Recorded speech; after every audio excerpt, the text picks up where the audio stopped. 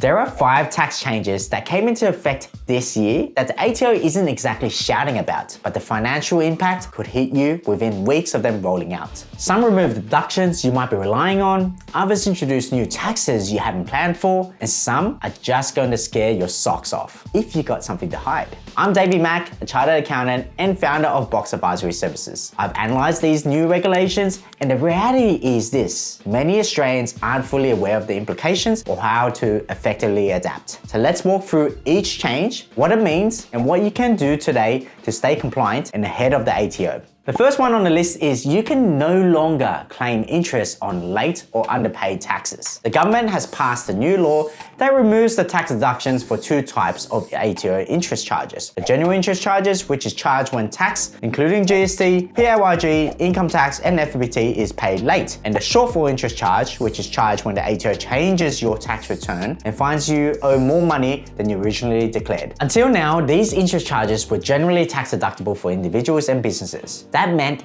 the effective cost was reduced depending on your marginal tax rate. For example, if your company is charged $4,000 in general interest charges for the late payment of GST and PAYG, before you would have effectively only paid $3,000 out of pocket because you would have saved $1,000 when claiming the tax deduction. Now, your effective out-of-pocket cost will be $4,000. Or if you're an individual with the marginal tax rate of 37% and the ATO charges you $1,500 after finding that you've underreported your income, you would have previously only paid $945 because you would have qualified for a $555 tax deduction. But now that charge will be out of pocket. So why is this happening? The government has said that that change is designed to encourage people and businesses to pay the right amount of tax on time, avoid relying on the ATO as a bank loan, leveling the playing field for those who do the right thing from the outset, and to lower the ATO tax debt of $105 billion.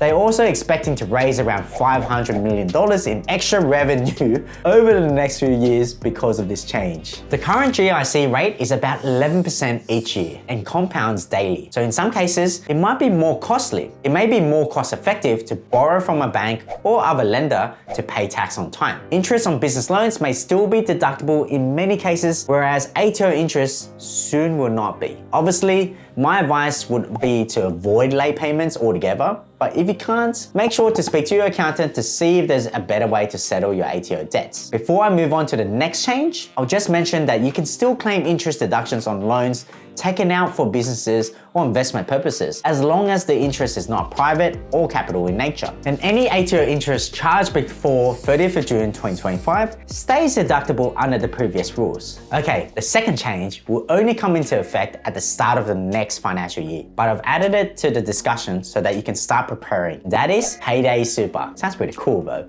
Right now, most employers pay super each quarter or every quarter, but from the 1st of July 2026, super has to be paid at the same time you pay your wages. So if you're paying your team fortnightly or monthly, their super will need to land in their fund within 7 days of that payday. Even though it kicks in from the 1st of July 2026, this isn't something you want to leave until the last minute. If you run a business or manage payroll, you want to start checking whether your payroll software can handle payday super. If you're already using Xero, you're probably in a good spot. But for those who don't know, Xero is a cloud-based accounting software platform specifically designed for small businesses to easily manage their finances. It has auto super built in, so when payday super officially kicks in, you won't have to stress. Super contributions will be handled automatically each pay run without any extra admin. It's actually the software I use myself, and they're also the sponsors behind this video today. If you're not on Xero yet and your current setup doesn't support auto super, this might be a good time to look into it. I've left the link in the description box below with a special offer if you want to check it out. It's also worth thinking about cash flow. Paying super more frequently means you'll need to plan ahead. The next change on the list is one you've likely heard about in the news all over the place. which is the increased tax rate on the super balances over $3 million.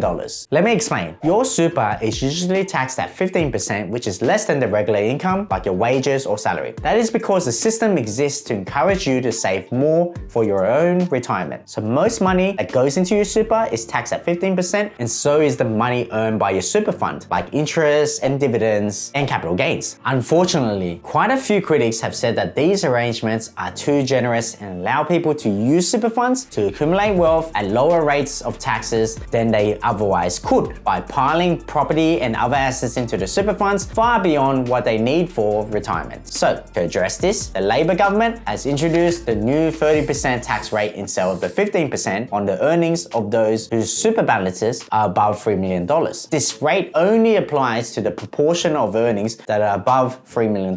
So for example, someone with $4 million in super who then earns $400K in a year in their super fund will pay 15% extra on the quarter of the $400K. $100,000 of the $400K will be taxed at 15% more. The total extra tax is $15,000. The biggest controversial part of this new tax reform is the super tax would also apply to unrealized gains, which is the growth in the value of an asset or investment that you hold but haven't cashed in or sold yet. Before, you would not pay tax on any gain on the property or shares you held in your super unless you sold those assets. But the Labor's tax on unrealized gains now means that if you have a balance of more than $3 million, you will receive a tax bill even if you haven't actually earned any income. This could potentially result in a lot of people being forced to sell their assets to pay that bill and reduce the total amount of money in the nation's super pool, affecting returns for all super members. Another aspect that some people have criticized is the non-indexation of super tax. Indexing basically involves increasing the threshold or entitlement to change in line with another measure such as inflation, wages, or taxes. In the case of the super tax, Labor has not promised to tie the threshold for the 30% tax rate to changes in price growth. This is a problem because $3 million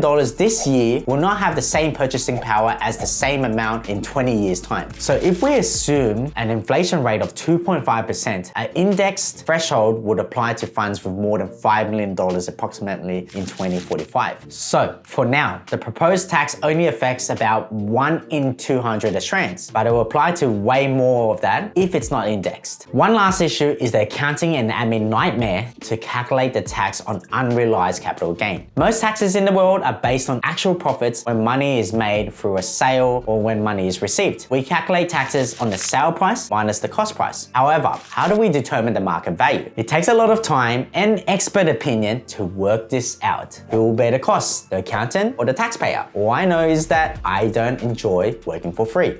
Change number 4 is that the Business e-Invoicing Rights Initiative is set to enter its final phase. The BER is a government-led initiative designed to promote the use of electronic invoicing across the Australian business landscape. So basically, it grants businesses the right to request that their trading partners send invoices electronically via the Pebble network, which is a standardized framework for e-invoicing. So if you request an e-invoice from a supplier, they are obligated to comply. E-invoicing was first introduced in 2022, with the first phase applying to large businesses with a turnover of over $50 million from the start of the 2023 financial year. Medium-sized businesses came under the same obligation at the start of the last financial year, and now small businesses are also expected to comply with e-invoice requests. This means that if a trading partner requests an e-invoice via the Pebble network, your business is legally required to provide it. So what is the Pebble network? The Pebble network is an international framework which standardizes the way information is structured and exchanged.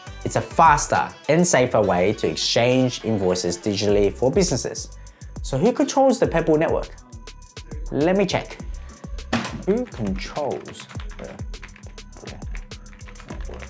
So in Australia, the Australian Taxation Office acts as the Pebble Authority.